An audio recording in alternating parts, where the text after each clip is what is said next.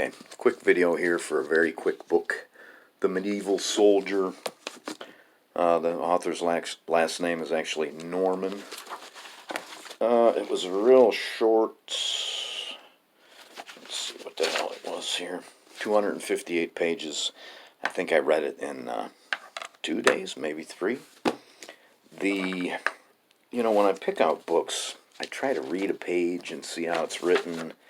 I don't know that I did that with this, but I looked at the chapters, and it's the Lombards, the Franks, the Vikings, the Saxons, and I thought, cool, because you can never know too much. If you're into the age of migration, then you can never know too much about those groups of people. But it was a little misleading. It went into great detail about dimensions of swords that they found in rivers, and this Sutton Hoo ship that they found in England somewhere. They talked about different styles of chainmail and rings versus plates, and how that evolved over the years, and introduced a lot of terms and never explained what the hell they meant. And then, oddly, in the middle of the book, they give like a brief history of the Crusades, and it seemed like they had the timelines kind of turned around. I don't even have any notes.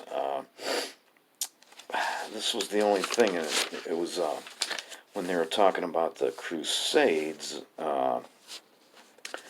The journey of Peter the Hermit through France and northern Germany gathered around him a great horde, almost completely undisciplined and disorganized, consisting mainly of the poorer classes, Villians, not spelled like villains, Villians. And that was one of the terms that they introduced, because they also went into great detail about, how the king or the earl would figure out how many people from his district would serve in these small armies, and how long they would serve, and who would pay them, and they talked about hides, and a hide is like an area of the earth that it takes to support a family, growing vegetables and shit. Villians and townsmen, many criminals eager to avoid judgment, and containing only a very few of the lesser German nobility. Many were accompanied by their families. The long and disastrous march through Central Europe of this people's crusade, its unexpected descent on the Eastern Empire, which was preparing for crusaders to arrive by the trans-Adriatic pilgrim routes, and its eventual crushing defeat shortly after entering Asia Minor, were of no military importance. Nor was the so-called German Crusade, which, after massacring all the Jews that could be found in the Rhineland and Moselle, and in the towns along its route, did not penetrate much beyond the Hungarian frontier before being dispersed by Hungarian troops. That's the second time that I've seen some kind of a reference to this German Crusade.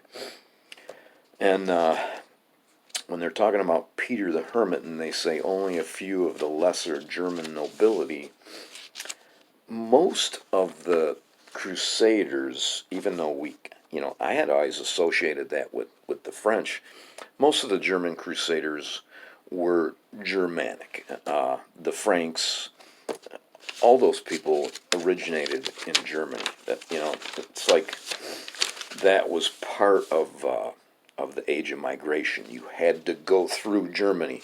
Whether you were German to begin with or not, you picked up that culture on the way through. That's the only note I had in the whole fucking book. I can't say that I didn't learn anything from this. Some of the terms that I ended up figuring out.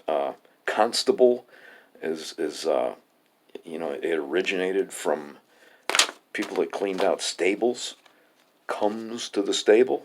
There was some cool stuff. I don't know. It'll go on the shelf. I've already started another one. And the book cost me $8.50 at the used bookstore. So it's not like I'm losing out anything here. So, thanks for watching.